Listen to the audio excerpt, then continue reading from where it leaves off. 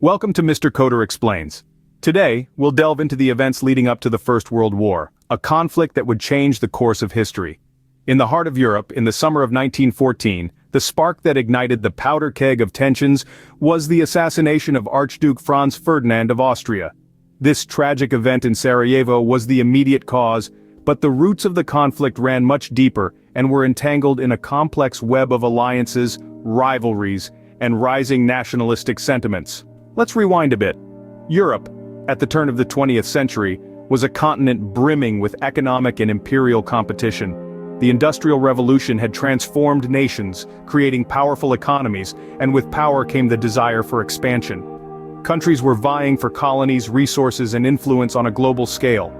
This competition created an atmosphere of suspicion and rivalry, a race where no one wanted to finish last. Within this context, a system of alliances had formed, designed to maintain a balance of power. But instead, it created a domino effect. On one side, you had the Triple Entente, France, Russia, and Great Britain, each with their unique strengths. France, with its well-trained army and colonial empire, Russia, with its sheer size and manpower, and Great Britain, with its formidable navy and vast global empire. On the other side, there was the Central Powers, Germany, Austria, Hungary, and Italy. Germany with its efficient industry and disciplined army, Austria-Hungary with its diverse population and strategic location, and Italy with its geographical advantage and naval power. These alliances were not just military pacts, they were also a reflection of shared interests, mutual suspicions, and strategic calculations. And when Archduke Franz Ferdinand was assassinated, these alliances were put to the test. The dominoes began to fall, each one triggering the next, and the world found itself on the road to a war, unlike any it had seen before. As we can see, the stage was set for a conflict of unprecedented scale. The fuse was lit, the players were in place, and the world was about to witness the horror of total war. Now that we understand the causes, let's examine the countries involved in the war. World War I was primarily a battle between two major alliances, the Central Powers and the Allies. The Central Powers consisted of Germany, Austria-Hungary, and the Ottoman Empire. Each of these nations had their own unique strengths. Germany, the leading force of the Central Powers, was a formidable force in terms of military might and industrial power. Its disciplined army, combined with a robust economy, enabled Germany to sustain the war effort for a long period of time.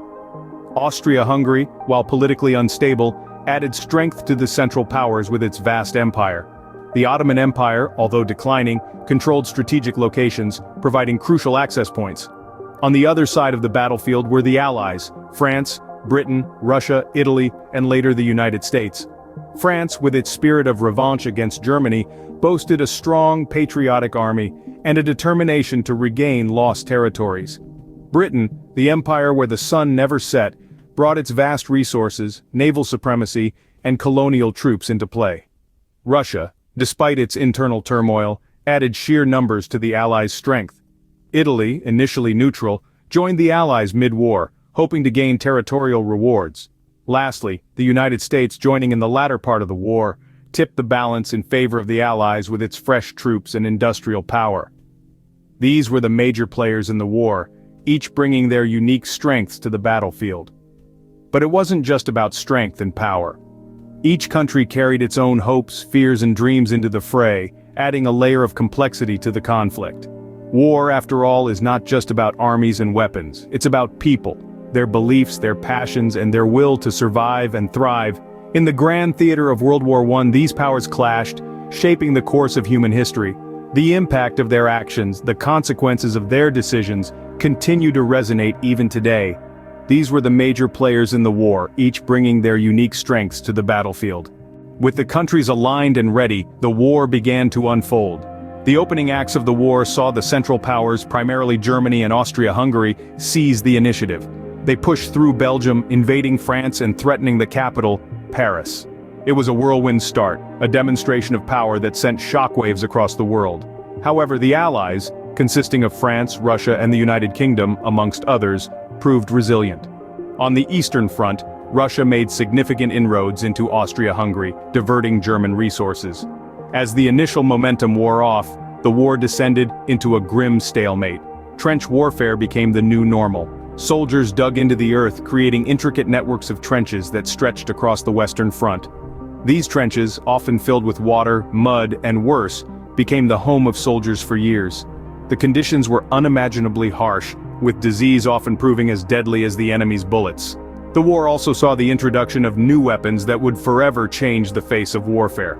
The tank made its debut on the battlefields of World War I. These steel behemoths, capable of crossing trenches and barbed wire, added a new dimension to the war. The skies, too, became a new frontier. The advent of planes allowed for reconnaissance and bombing missions, introducing a new level of strategic depth. Despite these advancements, the war remained a brutal, bloody affair. The Battle of the Somme alone resulted in over 1 million casualties. Both sides paid a heavy price for every inch of land gained or lost. The human cost was staggering, a sobering reminder of the destructive power of war.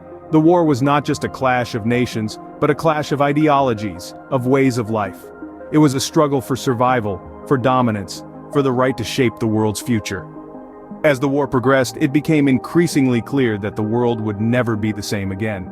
As we reach the end of our time today, let's take a brief glimpse into the future. We've delved into the beginnings of World War I, the countries involved, and the unique strengths each nation brought to the battlefield. But what happens next? How does this monumental conflict conclude, and what are the reverberations that echo through history? In our upcoming discussions, we'll explore the pivotal moments that brought an end to the Great War. We'll delve into the monumental Treaty of Versailles, a peace agreement that not only ended the war, but also set the stage for future global conflicts.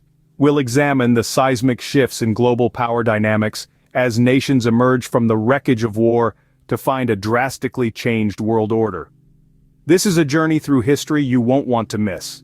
So, are you ready to dive deeper into the past, to better understand the present, and maybe even the future? In the next part, we will discuss how World War I ended and its impact on the world.